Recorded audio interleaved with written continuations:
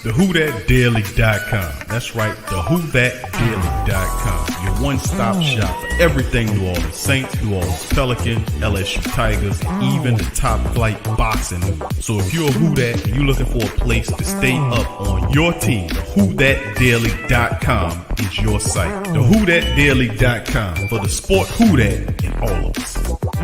Who That family, check out the Pro Shop. That's right, the Pro Shop is the platform store where you can go and buy all the latest merch to support the platform. Available at the Pro Shops, we have dozens of hundreds of products available for you and your family. Unisex tees for men and women, hoodies and sweatshirts, tank tops, kids and baby items, long sleeve tees, mugs, pillows, wall art, bath bedding, face masks, phone cases, stickers, bags, fanny packs, socks, hats, and many other items. Please feel free to check out the Pro Shops. The link is in the description section below. And remember, it helps the platform continue to grow. So check out the Pro Shop and Who That too.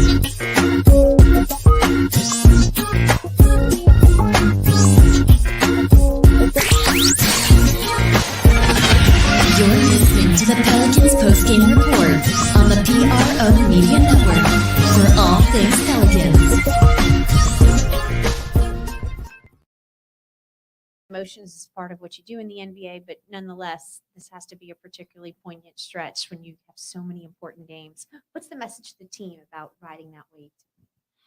Just continue to stick to what we've been doing. Make sure we get our preparation work.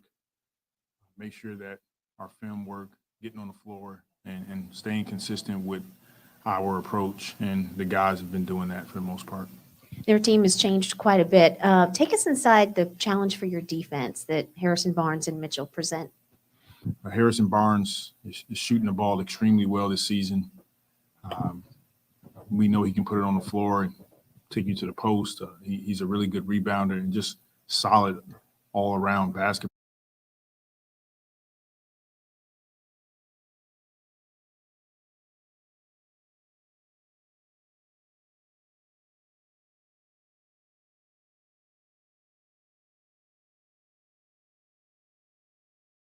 Inside of it a little bit. It's definitely gratifying. Number one, I just want to thank God. It's been a journey getting to this point. And look, we know we still have work to do, but I talked to the guys in the locker room, our group, and just talked about we still have to celebrate these accomplishments. And we're all proud of the work that they put in to put ourselves in this position. Speaking of work, Jaxson Hayes has grown tremendously as a basketball player, but also as a person this season. When you reflect back on his journey, what comes to mind?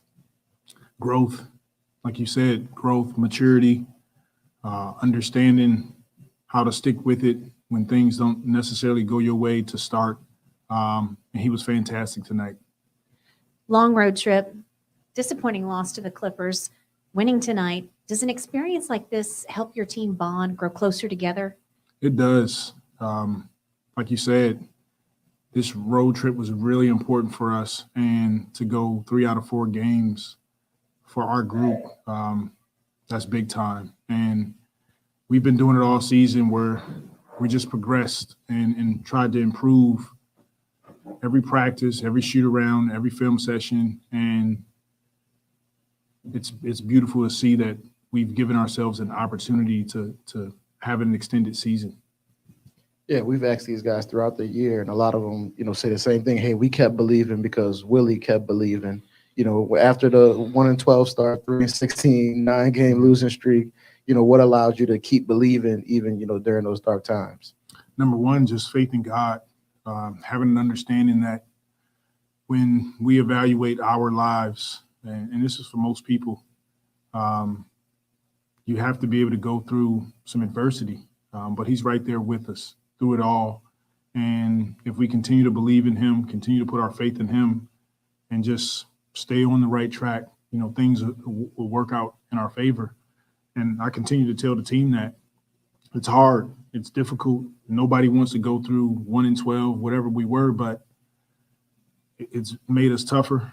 It's made us stronger. And more importantly, it's made us more connected. And what do you see as the biggest difference between where your team is now and where they were back then? We've learned how to be a solid team. And before, a lot of new faces. Our youth was getting the best of us, some injuries, but we just continue to grow together. And here we are with a great opportunity in front of us. And we couldn't be more proud of our group, our guys, our staff, our medical team, our performance team, our management, everybody involved. It's been a fun journey, and we know we have more work to do, but we're going to celebrate it tonight. Yeah, speaking of that work, you always talk about your love for the city. How important is it for you guys to have that playing game in New Orleans and kind of give the city that, the ability to kind of experience that? Well, it's definitely what we want. And we have a few more games left to solidify that, but there's work to do. We know that. The guys were in the locker room talking about it, but it's also important, like I said, you have to celebrate these moments because you just never know when you get the opportunity to do it again. And they've worked so hard to put themselves in this position, and they believe, they trusted, and we're all proud of them. All right, let's go to Zoom. Hey, Willie, you just said that, you felt like the adversity early in the year was something you had to go through. That's something you said a couple of times. Why did you just feel like that was a necessary part of the process for you guys to get where you are now? I just think that it made us have to depend on our faith in God more. And sometimes that's just the deal. That's life. We have to learn how to navigate hard. And, nobody really knows, but we believe and we trust, and we just kept working, putting our heads down, working, staying together. And I think the beauty in it is that it's made us a more connected group. We know there's a lot of good teams out there, but we believe in ourselves. When you start the season 1-12 and 3-16 at any team, it seems like it's possible that guys will start pointing fingers and kind of blaming each other. How much of a factor do you think the turnaround was the fact that you guys have so many positive kind of personalities? It just seems like everybody stayed, with a good frame of mind despite the way the season started. Well, like you said, it's definitely easy to go the other way. And that's why it was extremely important for me to come in with the right perspective, right mindset, having gone through adversity in our lives and leaning on those experiences to let our guys know, look, we're going to be fine. We just got to continue to stay with it, continue to trust each other. And we made a commitment to each other that every day we walk in the gym won't change. Our music will be going. We'll enjoy it. We'll have laughter, and we'll get after it and let the chips fall where they may. And we just stayed committed to it. Kind of to build off of that one, was there a particular moment during that opening stretch, the 1-12, the 3-16, where you thought like, hey, we're going to be all right? Like, was it maybe a particular practice or anything that you just knew like we're going to get it? Like it's just a matter of time. Yeah, I believe that from the start that we were going to get it. It was going to all come together. But I also let the guys know we have to embrace hard. When you know that you can get through hard, when you know you can get through adversity, it builds you for what's next. And that's our group, that's our city, that's our families. Just staying resilient, trusting, believing, not pointing the fingers, and getting after it the next day. It wasn't necessarily one moment. There's a ton of moments within those games, but you just stay with it. All right, thanks, Coach. All right, thank you. For all things Pelicans, you're now tuned into the Pelican Post-Game Report. Much love to the flock. Appreciate each and every last one of y'all for tuning into this episode of the Pelican post-game report, late edition, but nonetheless, we are in the building as the Pelicans dethrone the Kings 123-109. Play-in spot is secured for the Pels. And of course, you heard all of the stuff that Coach Willie was talking about. And of course, you got to give him credit. The Pelican faithful stood in there when the team was absolutely at the bottom. We had to talk the family base up and keep telling them, hey, man, it take time to build this thing. It wasn't pretty, but listen, you are in the play-in. So that is to be celebrated. That's a long way coming. The Pelicans haven't been in any postseason basketball in some times, but it's success. I'm Big Q in this episode of the Pelican Post-Game Report. Please feel free to hit the like button, hit the subscribe button, and above all, share the show stream on your social media with other Pelican faithful. I got my dog DC co-hosting this thing. DC, Pelicans dethrone the Kings 123-109. Play-in spot is secured, my friend. You heard what Coach Willie was popping and jumping off there. But DC, above all, they keep forgetting to mention, baby, it's the doctrine of love. The love doctrine that we ultimately talked about so much with Coach Willie. That's right. It is taking this team by storm. We was at church a little while ago. We was in church. You heard him. Willie was giving a sermon up there. You heard him. Old Reverend Willie standing up there teaching them about patience and about having about love and patience. Patience and love. It go one in hand. It's one and the same. They both intertwined together. DC and the man was saying, well, how did you do it? And the man saying, listen, man, I had faith in God and man, that helped with everything. We just stayed. But how did you do it? But after he said that, well, stop me. I hear that old skibbly scrap, but how did you do it? You know, man, some people get it, some people don't. But DC, let's talk about it, man. They handled the business, man. They knocked this Sacramento team out. We split with them 2 games apiece. We blew them out the first time around, knock them off this time. We split 2 on the season as we move looking at the T-Blazers. Let's get into this one, bro. 123-109 Pels get victorious. Yeah, man. This is a very defining win. Good marks, good capstone, for the season, man. We basically solidified that play-in win, and now it's up to us to get a home game or away game. You go in against a Sacramento team you're supposed to beat. We kind of floundered around a little while. I mean, we could have kind of blew the doors off these guys. We were a little undermanned. JV didn't play tonight. BI definitely didn't have his best game. His shooting was off. But, when they turn their defense on, man, these guys get real impressive, man. And we went in that third quarter and hit like 7 3-pointers after not really shooting well at all in the first half. So good win, man. Good team win. Amazing efforts by all our guys, especially our rotational players. We have no reason to basically ostracize Devontae Graham tonight. Jaxson Hayes played out his mind, Trey Murphy. CJ McCullough, just CJ McCullough, man. He started off rough and then he just turned into himself. Awesome. Probably the most consistent dude on this team right now, him and JV, man. And with him going down, you needed those points tonight. So great game from all the guys. Good team win, man. They coming back home. That's good because I know we all sick of these 9 o'clock games. And let me tell you, I'm tired as hell right now, and I know y'all are too. But we all up here because we love the Pelicans. That's right. We love them, man. And they loving us back right now with the effort and energy they're showing out there, especially tonight, because that little Sacramento team was real scrappy tonight, man. That guy Devontae Mitchell just kept penetrating and creating all type of problems with them kickouts, man. And our rotations, it was hard for us to catch up. But we tightened down on defense and went got a good victory. Indeed, DC, we handled the business, man, in a major way. It was awesome how the Pelicans took care of it, man. 123-109. T, that was the score. And we took care of the business. Let's get to the final statistics in the matchup. Pelicans, man.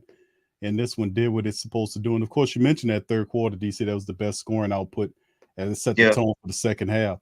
Pelicans, man, knock out the Kings. 45 of 88 from the field for the Pelicans. They shot over 51% today versus Sacramento's 39 of 76. They shot 51.3. Pelicans with 12 of 25 for 48% flat from downtown. The Kings 11 of 30 for just under 37%. Pelicans went to the foul line 26 times on the road, converted 21 of 26 for almost 81%. That's how you handle the business. When you're on the road and they give you 26 attempts, you convert 81%. I am very happy with that. 20 of And 22 cute. by the And Kings. they missed like 2 or 3 of them in a row. I And they know. just started hitting everything after that. They synced in, bro.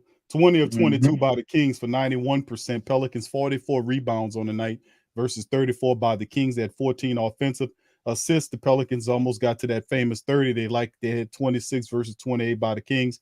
13 steals. That was a big one by the Pelicans in this matchup. Stole the ball 13 times from the Kings. Only 4 by the Kings. 3 blocks by the Kings versus 2 by the Pelicans. 13 turnovers by the Pels, 12 points off versus 15 turnovers by the Kings with 24 points off. 14 fast break points by the Pelicans versus 8, and they dominating the points of paint. 58-44 by the Pelicans. Of course, the largest lead Pelicans has 14. Kings never led in this game, and the Pelicans, like we said, the second half kind of turned that thing on and pushed past them and went on to it. DC, let's talk the ones that you like. I know you're going to talk ultimately about the 13 steals, but what else you like?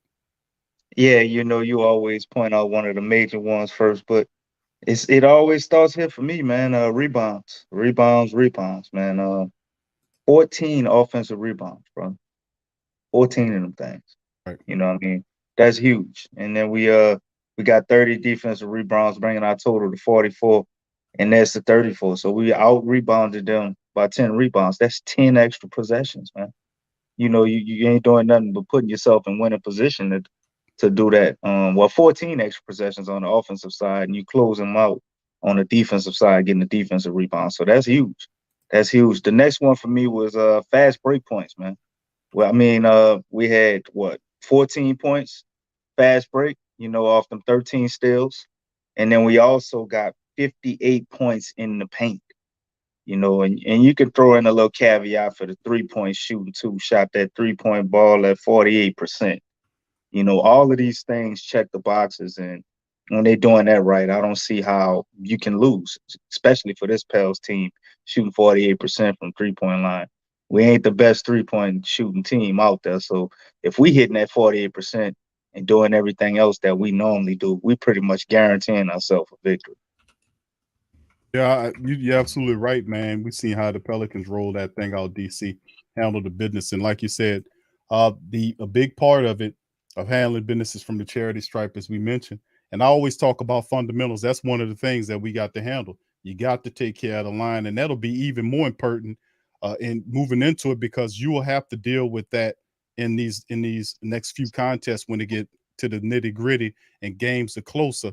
Man, you're going to need to hit those charity stripe, hit those foul shots, man. They mean a lot.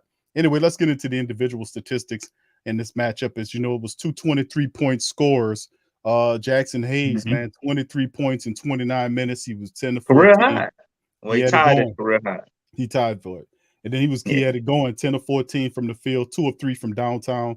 The only thing he didn't do well is just hit those.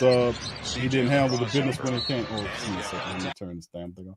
He didn't handle the business in terms of his foul shots, but that's the only thing. 1 of 3 from the charity stripe, but still a great effort by Jaxson Hayes. 23 points, 12 rebounds, and he was plus 16 on the plus minus in the matchup. CJ McCollum was the next one. 23 points from him in 31 minutes of action. 10 of 19 from the field. 1 of 5 from downtown. Struggled there. 2 of 3 from the charity stripe. 23 points, 5 assists, 4 rebounds, 4 steals by CJ. And after that, you had 17 by BI. In 34 minutes, he was struggled in this matchup, like you alluded to. 5 of 16 from the field, 1 of 3 from downtown, 6 of 8 from the charity stripe. 17 points, 8 assists, 7 rebounds by BI. A low-key almost triple-double by BI on the slick. And then, of course, off the bench, you're seeing the production by Trigger Trey Murphy. Perfect. 14 points, 19 minutes, 4-4 from the field, 4-4 from downtown, 2 of 2 from the charity stripe. He couldn't miss. Damn. 14 points, 2 rebounds for Trigger Trey Murphy. In 19 minutes. That's crazy. 19 minutes. And then Devontae Graham, give him his credit. 14 points, yeah, pretty good 18 game. minutes tonight. 5 of 8 from the field, 3 of 6 from downtown, 1 of 1 he had the shot going. And all he has to do is average Man, that. if he could just keep duplicating that, That's bro, all. I mean, it'd be perfect, man. If he can Be give us perfect. that, right, that would definitely be the additive. We talked about his production. If he can stabilize, that would definitely be what we need. And of course, outside of that, we have to bounce back into the starting line. Well, not to Willie Hernan Gomez with 12 points in 26 minutes of action. He was 5 of 12 from the field, 2 of 2 from the charity stripe, 12 and 12, 12 points, 12 rebounds for Billy in the matchup with 3 assists and a block in that thing. And of course, 10 points from Larry Nance in 22 minutes of action. He was 3 of 5 from the field, 4 of 4 from the charity stripe. Larry Nance Jr., 10 points, 4 rebounds, 3 assists, 1 steal, 1 block for Larry Nance in the game. And of course, an 8-point game by Herb Straight Jacket Jones. 33 minutes, 2 of 6 from the field, 1 of 3 from the charity stripe. 3 of 3, from the 3-point line, 3 of 3 from the charity stripe, 8 points, 4 steals for Billy Hernan. For Herb Jones, Straight Jacket Jones, and Alvarado DC in 15 minutes. He was 1 of 4. Since he got the paper, not so much. But at the end of the day, we know defense is there. 2 points But by him, 2 he steals, 2 reached assists. the height requirements to be able to ride to not ride the bench for today's game. This is true. And of course, from the other side, their top scorer was, of course, Damon Jones, the center, 22 points in 29 minutes from him. And you know you're gonna lose if Damian Jones is your leading scorer. But anyway, DC, the Pelicans took care of business tonight. Let's talk about the guys you like. We did, man, and I liked all our guys, but I do have to mention one thing. You know, you don't like when I do that, but I was impressed with what was that guy named Devontae Mitchell, man. It was crazy. Dude got 17 assists, man. He was causing us headaches. But anyway, getting on the eye players, even though they got him a player in that guy, man. And that would have been who we probably would have drafted if we would have got Trey Murphy, kept that 10 pick. But getting the eye guys, man, Jaxson Hayes for me tonight, is one of the biggest guys, man. He had himself a night, man. Came in scoring 6 straight points to begin the game. You know, I don't know what the hell they read in the scouting report, but they kept doubling BI and CJ, and they just kept kicking that thing off and finding Jaxson Hayes right in the paint. You know, so he got his night started off, man, and he finished in pretty good fashion, man. Hit a couple of threes. Jackson was all over the place, man. He got a steal. He got him an assist out there. 12 rebounds, Q. I know. Jaxson Hayes got 12 rebounds, man. Anytime he get double-digit rebounds, man, I mean, I get excited because if you can get this guy, we know he can get you, you know, anywhere from 12 to 18 points on any given night. If he can get those rebounds, though, man, we know he can block shots. You know, sometimes he stay in the air a little too much. You know, get the paratrooping. But when he can stay down, man, get them rebounds, play solid defense, man. I mean, you got yourself a real serious player here in Jaxson Hayes, man. This is the guy we envisioned him being when we drafted him with that pick. You know, this is what we saw. So efforts like this, I think in the future will come more on a nightly basis. I mean, when you have JV, depending on how long we have him around, when he starts to transition into the later years in his career, you'll have a guy like Jaxson Hayes finally coming up and anchoring that center spot. And performances like tonight show you that he definitely can be that guy and be something special, man, for the future. You got a guy who can run the floor. You out there doing Euro steps and shit, 7-footer, you know, hitting 3-point shots. You know, he can play D, can play the 4 to 5. I mean, we got ourselves, man. Big game by Jaxson tonight. Good game. My next guy, bro, none other than Mr. CJ McCollum, man. Basically steadied the storm for us tonight. You know what I mean? Steadied the ship for us tonight in the storm. You know, CJ had a rough start. You know, it was looking a little and he came out and he gave you basically similar numbers that he gives you all the time, man. Went 10 for 19, gave 23 points, 4 rebounds, 5 assists, 4 steals. Yeah, y'all heard that right. CJ McCullough had 4 steals. He was balling, man. Yeah. His offense wasn't clicking, man, but he was doing his best on the defensive end. There was several possessions. I was like, damn, man, whoever said CJ McCullough couldn't play defense, they know what the hell they was talking about. Because people would always say that. You know, I never looked at him as a great defender, but I never looked at him as a slouch. But he might be a little better than I anticipated. You know, and you see things he was doing tonight, man. Great game from him. Consistent, kept everybody level headed at times when the game was getting out of hand. This is the guy we was going to tonight, man. So they put CJ in with that bench unit when we had a atrocious scoring run going on with the Devontae Graham, Jose Alvarado backcourt, and Najee was out there, Trey and Larry Nance. They just couldn't get nothing going.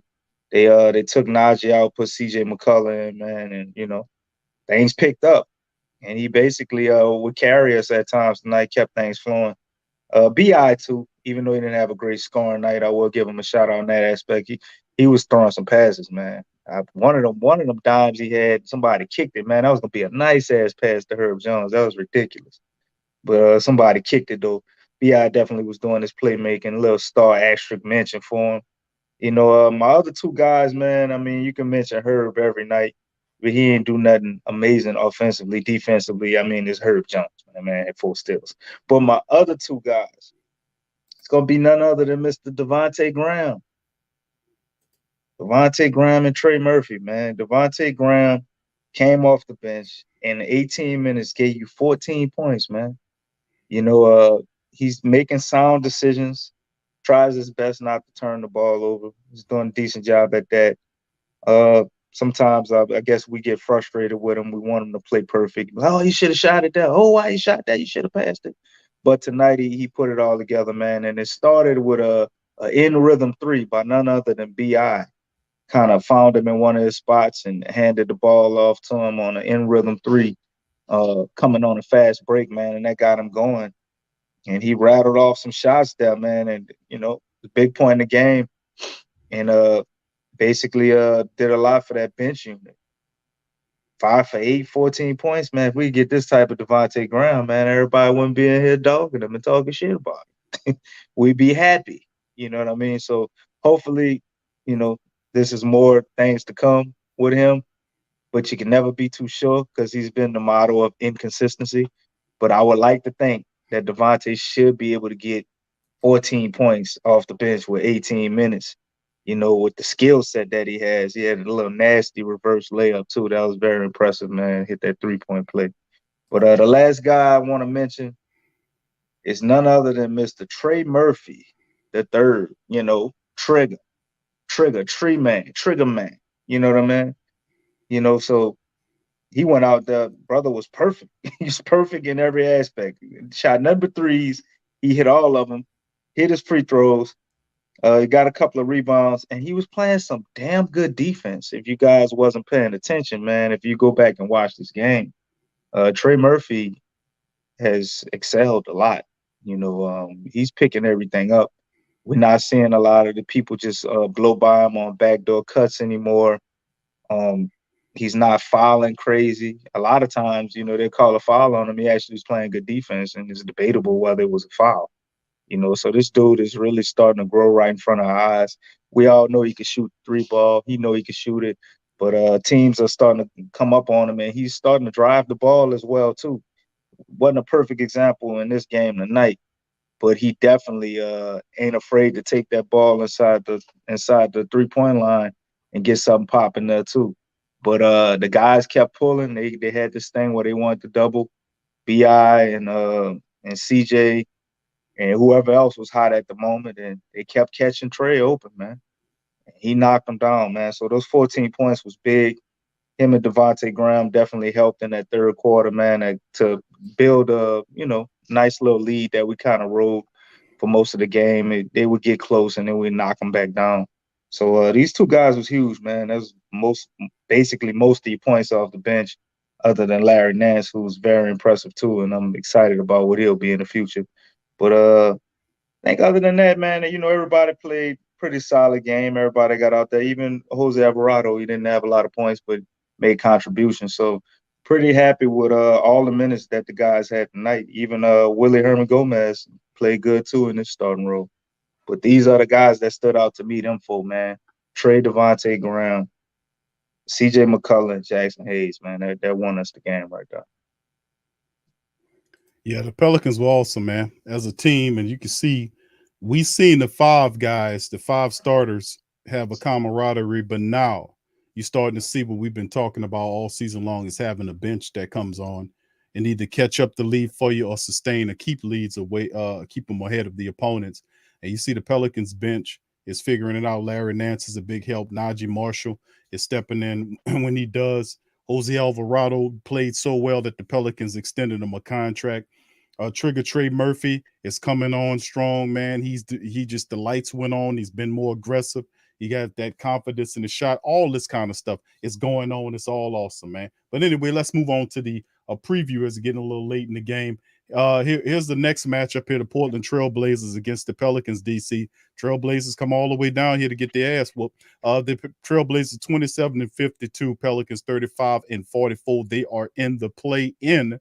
And of course, this is a scrappy team right here that we had to deal with the last time around. And of course, you see that old matchup predictor. I think we made a believer out of them. 85.6 versus 14.4%. But you know, the games aren't played on paper or on the computer. They have to be able to be met on the court. So the Pelicans have to still bring that same intensity to take care of the Portland Trailblazers on the 7th. So the Pelicans got a day or so of rest as they come home and get ready for a Portland Trailblazers team that is in dive mode. You see Anthony Simmons is the top guy there.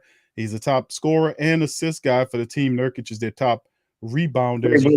But he hurt though. Right. Everybody hurt. We'll take a look at the injury report. But yeah, a lot of their team, the guys wasn't there. But the reality is that some of those guys that wasn't there gave the Pelicans quite the run. Of course, Brandon Williams played in the games as well. So Big V could be sitting for this matchup as well as he's listed out.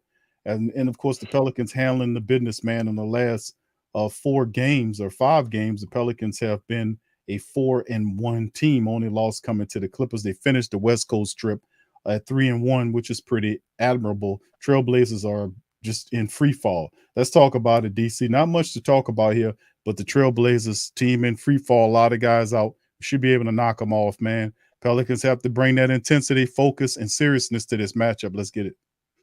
Yeah, man. 2 guys you wanna I guess focus on that kind of ate us up last time was Eubanks. You know, he came out there looking like a European like Tim old Duncan Banks. or something on us, man. They don't call that boy New Banks. Stupid ass straight hook shots he was shooting. Garbage shit, man. It was going in, man. It was. That boy, call that boy Old Banks. There ain't nothing new about that crap. Old Would Banks. you say call it what? Old Banks. Yeah, nothing new about that. Old Banks. Yeah, but we gotta do something with him, man. I mean, it's gonna be different because there's no JV out there this time, and he kind of was getting the best of JV for some reason. Larry Nance, That's what I think would match up good against him and pretty much anybody. He's pretty much our best interior defender. Jaxson Hayes is riding the high off of what he did tonight, so maybe he plays a little better because he was having a bad matchup, bad go of it too last time we played them. But that, and we need to watch that 3-point shooting, man. That's how they stay in the game. A guy like Ben McLemore, who you know, that's basically his claim to fame. That's all he got, that 3-point shot. So we just can't give them what they want on the interior, and we need to watch out for that 3-ball because that's basically what they was doing to stay in the game. But it really is, I think, the Pels just being focused and staying on top of what they need to do. This team is not as talented as us. We know that. I'm pretty sure they know that. But they playing for contracts. They playing for spots on this team or a team somewhere else around the league. So them dudes playing for their life, man. You know what I mean? They got it all on the line. So they're going to come out there and they're going to play hard as they do every night. They play everybody hard. And we always talk about a team being the embodiment of their coach. I mean, they got Chauncey Billups as a coach, man. That dude was a hell of a player. He ain't take no nights off. He left it all on the court, man. Played both ends of the floor, defense and offense, and that's what you're gonna see with Portland. They got that same grittiness and toughness about them because they believe in their coach, and that's what almost got us last time because they really could have beat us the way we were playing. But we did get the win. I think we're going there a little more prepared this time, and being home, so you can expect better games from our role players, even though they played pretty damn good tonight on the road. But I think they beat this Portland team, man, just doing what we're supposed to do. Everything starts with our defense, so we need to be on top of those rotations. We get real sloppy with these rotations on the 3, when guys penetrate and we have to double, and then we're doing this switching, and guys just not being able to get back. Sometimes some things can't be prevented. Where you got to give them something, but other ones it's just lackadaisicalness, maybe helping a little too much, penetrating too deep sometimes. So we need to tighten things up like that. And I think guys like Larry Nance still getting in the rhythm of stuff will help with that eventually. He'll become a positive for us in that area because he's a very small player.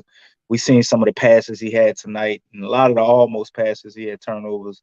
But his defense as well, man. He knows a lot about what guys are supposed to be, and he's a big communicator for us with the second unit. And then I don't know if JV gonna play or not. We have Willie Herman Gomez out there, who's usually a negative for us on defense. So we're gonna have to figure out a way to get him some help and kind of show things up so a guy like Eubanks don't kill us again like he did last game. Yeah, Eubanks is productive, man. So I mean, yeah, he's averaging 14 points, man. I never heard of him. 14 and 9. Solid. Somebody 14. Give you 14 and 9, man. They solid. He definitely not trash. Not bad for Eubanks. Yeah, that's on the season. That ain't just against the Pelicans, yo. Right. He's a hustle guy. Yeah. I anticipate the Pelicans getting that win as we come back here and getting ever so close to the end of the season. Let's move on to the next topic and the final topic of the show.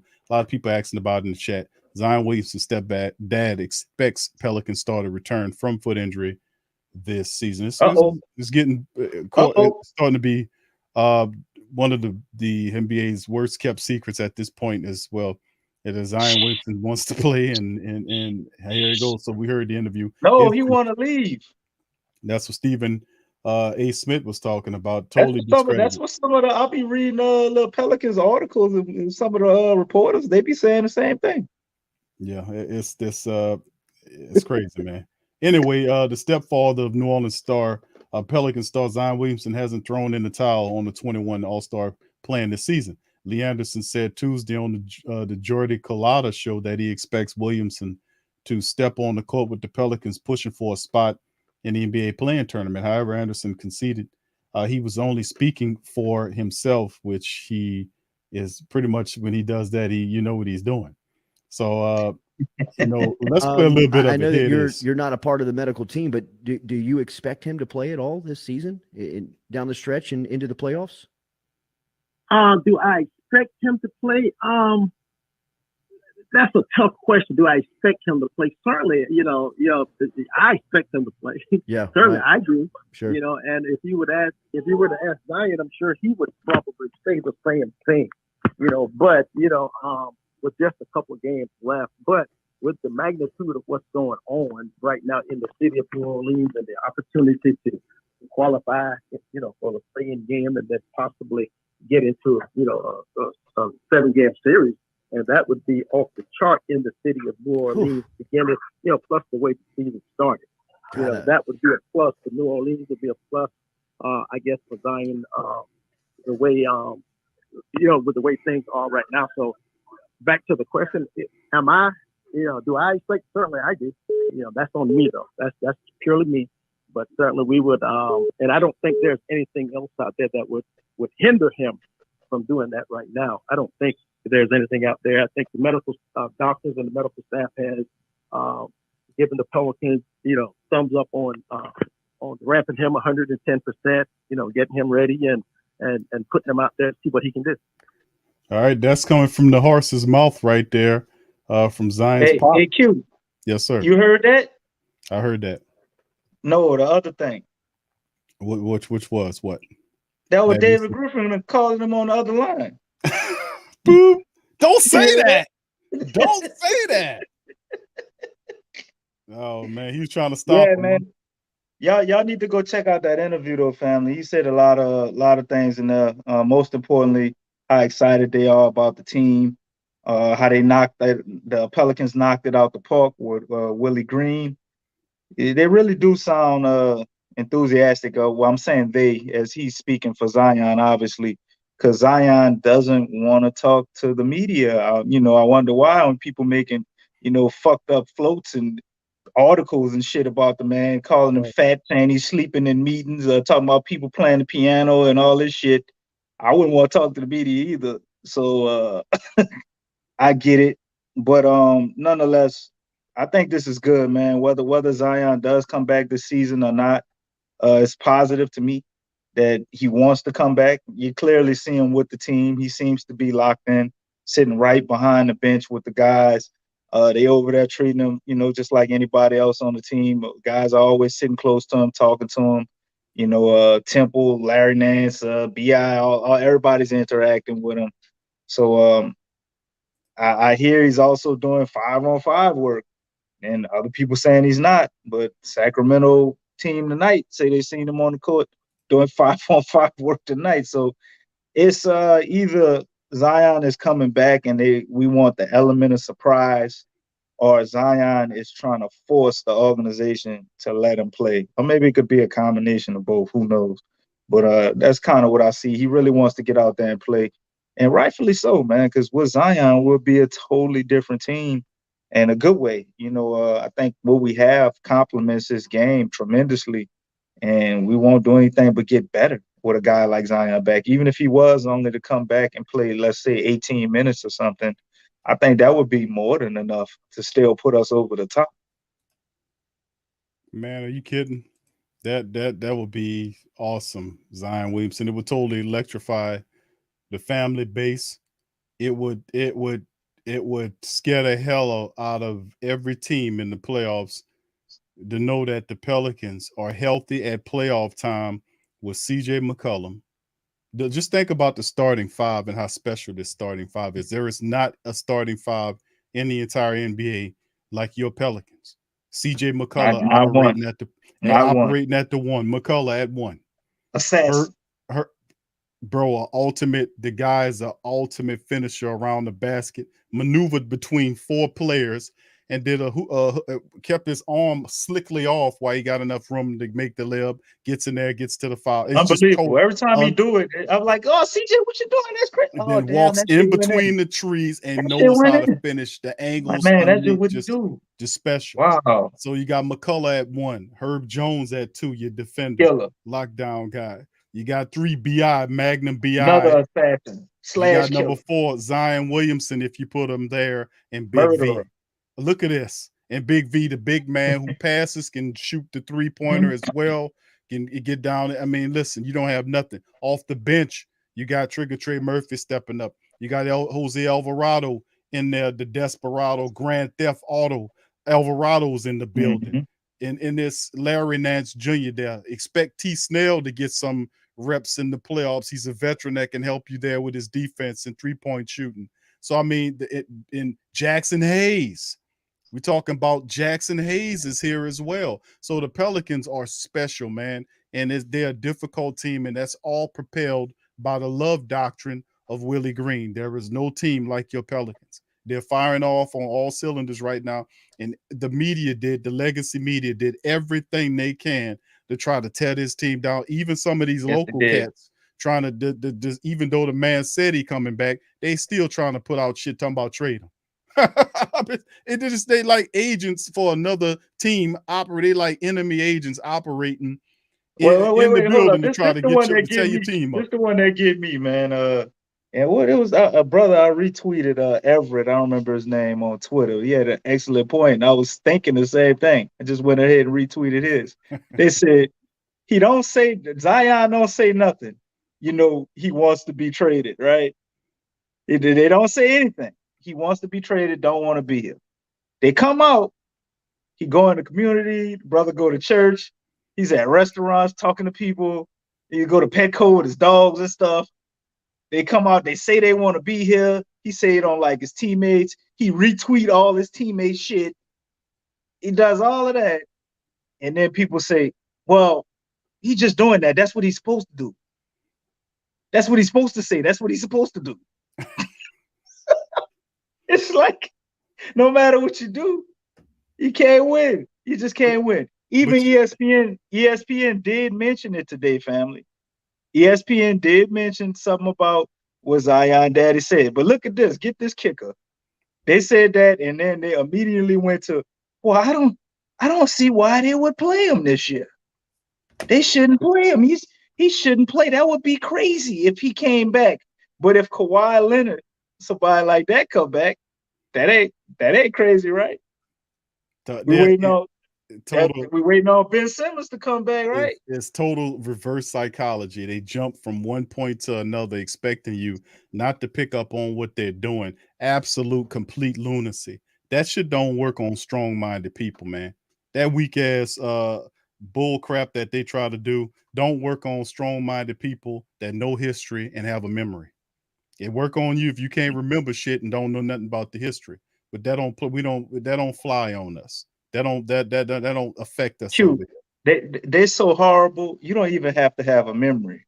They will say some shit about you, and then they go to the next segment and say the opposite shit about a whole different team. Like, wait, y'all just said what for the Pelicans, but because it's the Lakers, it's different. I don't get it. You know what I mean? So they change everything up depending on the team, bro. We've been covering this all around.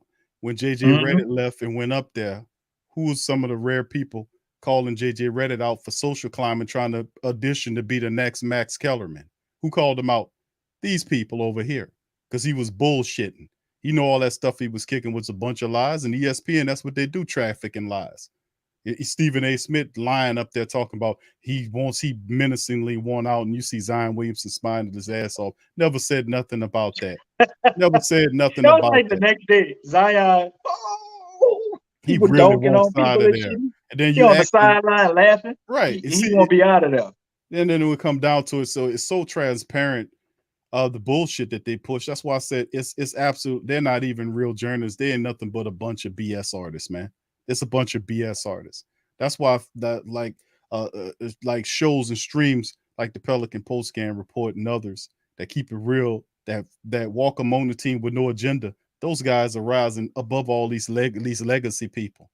I mean, we gonna wash your ass up out of there because you're following an agenda, and the only agenda you're supposed to be following is keeping it real with the family base. If you follow that, man, you'll always be rocking strong with the people. And we have no agenda. We rock. You know what they're scared of, 100%. Because we're about to wax that ass. That's what we about to do. And they're scared of Zion coming back and upsetting one of these great teams, man, and doing something historic. Because if let's say if we come back and we get the Phoenix Suns or whatever, and let's say Kawhi come back and we got to play the Clippers, and we wind up beating the Clippers, and then beat the Phoenix Suns with Zion or something, man, that shit will go down in history. Just that part, even if we don't go no further after that go down in history. That'd be historic, man. They don't want that. They want Zion off of this team. So, in New York, can keep drawing up these storylines and pissing him off, frustrating him, creating a divide between the fan base and their team and the team and him, and just creating dissension. I mean, that's what they want, man. And they try to do the same thing. It's not just us, family. The more we think about it and you look around the league, it's small market teams, period. Guys who don't have a bunch of people, because that's not as many views, I guess, in that area as ESPN feel like they could get. Or maybe they just like going on vacation in LA and New York and shit. So all the players should just go to places where they like to be, so they could go do interviews in places they want to be. But they tried to run Giannis, out of Milwaukee, man. He stayed there. You might see something similar. You're seeing something similar starting to ramp up with Donovan Mitchell in Utah. Yep. You know what I mean? They're starting to try to, he wants to leave. He wants out. And everything he say now being scrutinized. He wants to go to the Knicks. Trying to shove everybody's ass to the goddamn Knicks. Yeah, everything they do, DC, is agenda driven. It don't come with the agenda is not to give out the truth. It's not to pull out the truth and let the people, the critical thinking people, come up with their own analysis, their own thoughts. Everything is to guide you into their thought process. And that's why I be cautioning a lot of these people when they be coming with information from ESPN to slow your roll. I don't like Stephen A. Smith like that. And I like a lot of our Pelicans guy like Ollie Cosell and a few other guys. Like we had these guys on the show, Ollie and what's the other guy at DC? I forgot Scott Kushner. Scott Kushner. Yeah, Kushner, real smart guys about the Pelicans. We have on the stream. But listen, Man, we about keeping it real deal, Holyfield. We ain't about all that old BS, man. We keep it real deal. We don't come with no agendas. Right. We're totally unindependent. That means we are not in a state of dependency. We are separate and strong on our own, baby. And we rock right. with the fam. That's how we do. And that's how we That's gonna right. be. So anyway, like much love, Hell, Rick bro, Ross. they Rick Ross. appreciate you, Rick Ross, for that DC, you want to read that? $4.99, man. Read that, DC. You If got it, baby. Zion come back, we will beat the Suns, all Memphis, in the first round. This the Superman check. DC got to sound it off, man. You Huh? gotta go. You gotta go. Da, da, da, da. Oh yeah, I forgot the da. It's the Superman check. I can't do it like that, brother, man.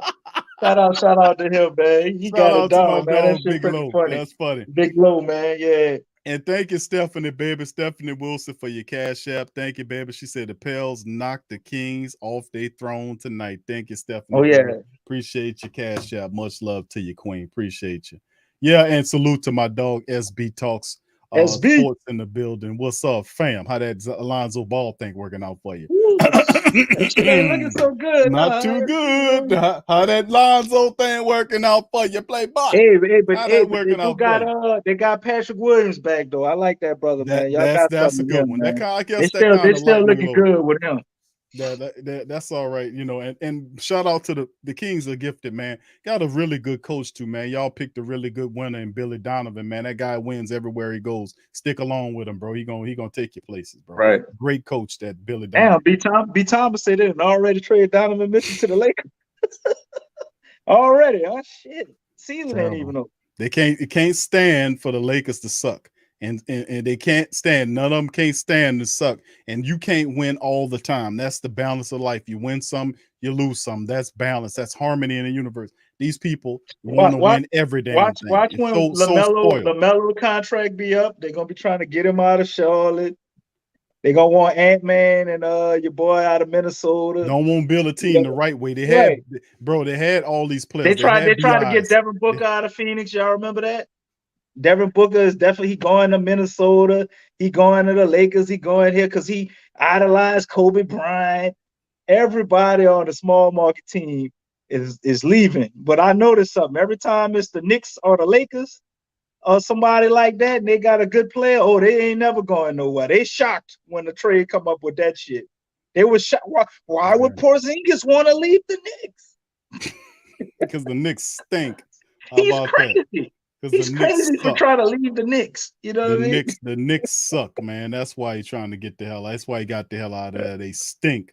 But anyway, man, fam, listen.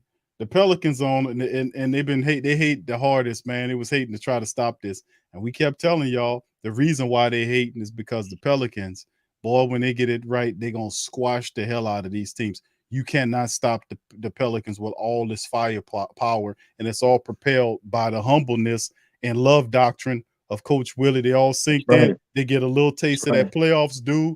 It's over with for the rest of you chumps out there. So we told you about the Memphis and the Pelicans. That's going to be some beautiful basketball between two really good teams into the future. But the Pelicans have star power. I mean, no disrespect to the Memphis squad. We got 4 guys that command the double team, Q, in the starting lineup. It's no if way Zion come back. Right. That's no way. Crazy. That you can't deal with that. Well, my bad. We got 3 guys that command the double team and 1 guy that command the triple team.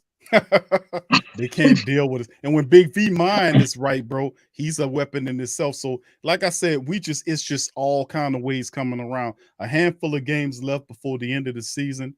April the 15th, the play-in is there. Your Pelicans are already synced in. They're locked into the play-in. We're there. And now we're going to make some noise as Zion feeling the energy. They're saying he's looking good for the play-in. Fam. Wait. It's a lot of rumors saying once we go back home, Zion might play and all of this. I don't know about that. I mean, a couple of games, DC to knock the rust off before the play-in.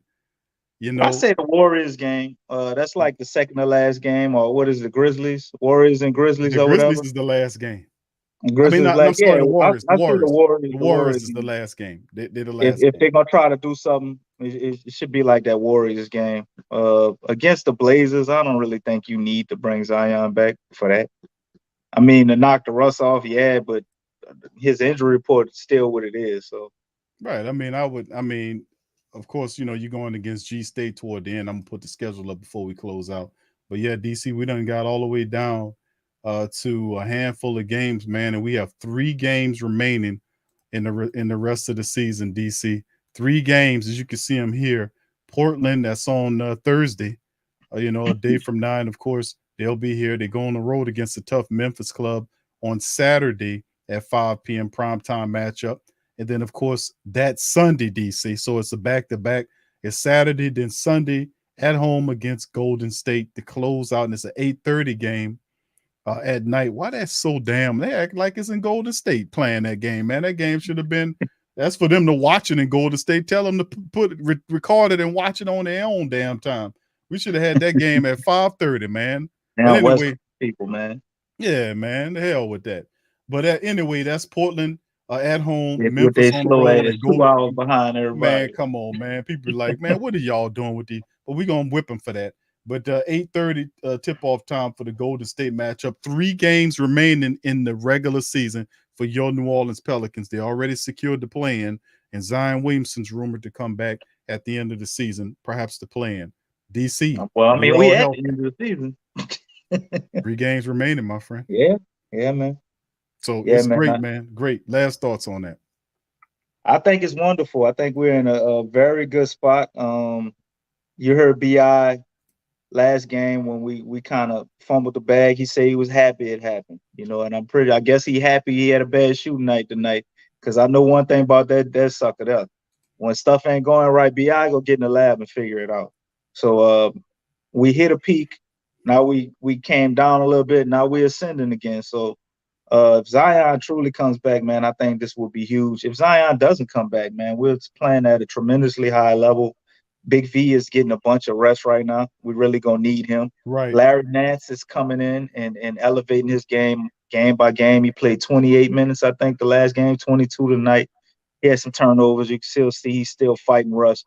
But I mean, he's consistently coming in and giving you damn near 10 points off the bench. So you got a lot to look forward to, man. Hopefully Devontae Graham could get it together. You know, that's a damn big ass hope, because we've been hoping for a while with that one. But Trey Murphy is coming along, man. You see what he's doing. Jose Alvarado, he's going through a little bit of a rough patch. We're not really implementing him properly. Maybe we're saving him a little bit for the playoffs. Who knows? As Big Q alluded to, the rotations will change in the playoffs, family. Don't be surprised. You know, you might see a guy like Tony Snell getting minutes all of a sudden. You're like, what is coach doing? You know what I mean? It's the playoffs. It's a little different. You know, it's more physical. Maybe Devontae don't get so many minutes when he's not playing well in the playoffs or the play-in. You know, things may be a little different when you got everything on the line. You know, guys' minutes got to go up. You know, BI ain't going to be playing no 35 minutes. It's going to go to 39, 40-something minutes. You know what I mean? So things are going to look different when all the chips are on the table. And I only think that will make us a more potent team. This team is trying to figure out how to push through that mental fatigue, as you heard Willie Green talking about in the interview before the game. You tired, it don't matter. Nobody cares. You know what I mean? You tired, they tired too. How they doing it? Right. Why are they not tired? You know, Guts. so you need to figure out a way to fight through it. And having a guy like CJ McCollum, I think it's perfect, because he's a guy that's been through it, man. He knows what to do. Hey, guys, look, yeah, I know we like to party, we do this and that, but look, this is the playoffs. We need to go to sleep. You know what I mean? Like, it's the simple things, man. Guys being prepared, and the stuff they do off the basketball court ultimately elevates your game on the court. And when you get into the playoffs, man, you know, you got to be all the way in, man. You all the way in a regular season, but it's even more so during the playoffs. Lotto team. WB3. WB3, where he at, man? It's too late for WB, man. WB3 will pop up here later on, man. During He only come through on Fridays. He gotta get sauced up before he come on here. All right, fam. So that'll do it for tonight's stream. I appreciate the family members joining us for this episode of the Pelican Post Game Report entitled Pels dethrone Kings 123-109, secure a play-in spot. But of course, the Pelicans got a little bit more to do with 3 games remaining in the season. Yes, WB3 did say that the Pelicans, what y'all No, talking he said he meant the Lakers would be a lottery on a team. lot He of had it teams. backwards. But Willie did say that the Pelicans was a lottery team. And I told you, He man, did. chill out with all that. I'm telling you, they got to learn how to win. We still was off though, because I think I said the Pels would get, what did I say, 43 wins? And I forgot what you had them at. I forgot too. I know it was I gave them 40 43 wins. and they sitting I'm up here off. at what? They about 35, 36? Hold on, let me look at them. No, 35. So with 3 games left, the best they can do is 38 wins, but it's still good enough to get in the play-ins. And DC, you might as well make them a 50-win team once they get all of them healthy at the back end of the season. They With could have been a Zion. 50-win team this year without Zion. If Brandon Ingram just would have been healthy the whole time. But you get, but that's yeah. There's no way But we go 3-16 if Brandon Ingram didn't get hurt. It just man, wasn't gonna happen. but you get them all back at the right time. All the experience of a full season and confidence, including in Herb Williams, Trigger Trey Murphy, Jose Alvarado, Najee Blessings in Marshall. disguise, huh? Them injuries, huh? All of them. They got all the extra reps needed to improve their games, and the confidence is there. Everything is there. They're ready. The Pelicans have the attitude and the coach to propel them through. So, hey, man, you're right about CJ. You're right about even Big V. They have some guys that's on this team that have been through some stuff. And let me tell you, you ain't going to be able to do nothing with them Pelicans. You hear me? Not a goddamn thing. All them hating ass bastards out there that was talking, trying to tear the team down, you failed. And even these inside agent people that's writing for the Pelicans, supposed to be Pelican people, outside writing to trade Zion out of here when he telling you he wants to stay. What you doing? I just that the timing, bro. But you It's just one thing to say it, but like, why DC, say that? Why they say just, that on the day when his daddy's saying he won't be here? Like, why are you doing that? Because they don't understand. They discredited themselves. What the fuck? Like, look, bro, good thing you don't get your news from them. You people, want bro. shit where you eat? Like, what are you doing? I don't think the man understands that concept. He just they just You know how many views or clicks he could have got by just acknowledging what happened and giving his take on it without talking about trades and all this shit? That sounds like too much like sense, my friend. That guy probably a troll or something, bro. He probably like trolling, man. I think he's like, yeah, I was just trolling. That's probably what he was saying too. How we stuck with this in New Orleans media, man? I mean, you got good people like they used to Scott losing. Kushner, Ole Cosell, Kushner, Ali, yeah. You, Big Guillory, Will Guillory yourself. Who else, man? I might be missing. You got some guys. Was David Fisher? I think is he a media guy? David Fisher. What you talking about? Big Guillory. Just naming some guys. I see that they give Don't point at me good and say information. No, give the man his credit for writing articles. That's not Who me. you talking about? Guillory. That is you.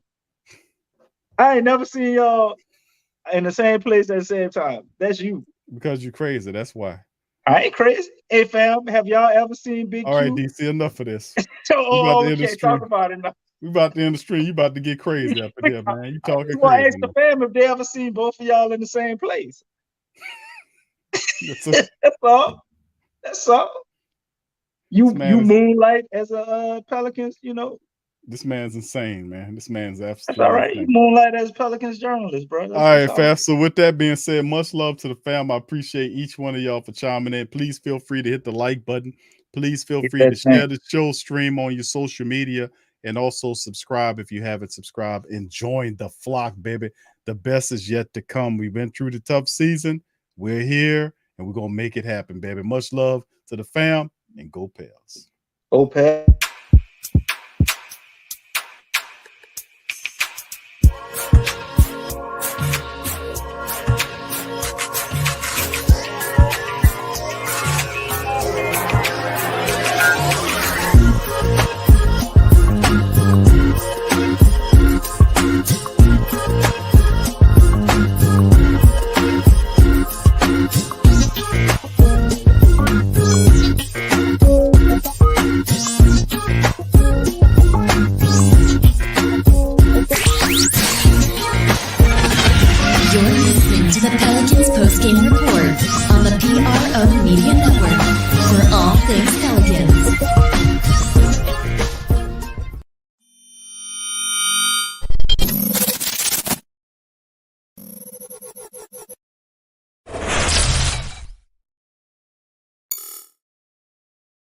TheWhoThatDaily.com. That's right, TheWhoThatDaily.com. Your one-stop shop for everything New Orleans Saints, New Orleans Pelicans, LSU Tigers, and even the top flight boxing news. So if you're a Who That and you're looking for a place to stay up on your team, TheWhoThatDaily.com is your site. TheWhoThatDaily.com for the sport Who That in all of us.